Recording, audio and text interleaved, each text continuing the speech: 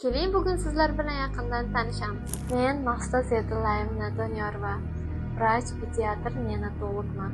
Kollejni tamomlagach, 2015-2021 yillar oralig'ida Toshkent pediatriya tibbiyot institutining talabasi bo'lish baxtiga muyassar bo'lganman.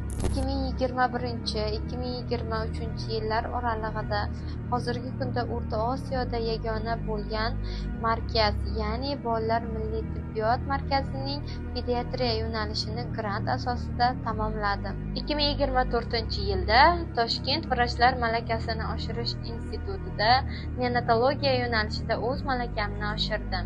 Nafaqat tibbiyot, balki har bir ayol uchun kerak bo'lgan boshqa sohalarda ham o'z bilim tajribalarimni oshirib kelmoqdaman.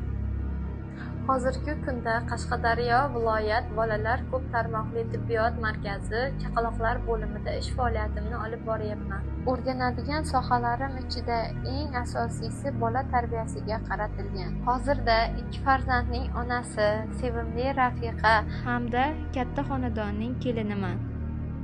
Hayotimdagi eng oliy maqsadlarimdan biri bu har bir tug'ilgan bolani sog'lom, ortiqcha dorilarsiz, eng so'nggi zamonaviy bilim va tajribalarim orqali chaqaloq hayotining eng nozik bosqichlarini muvaffaqiyatli o'tishida ko'maklashishdir.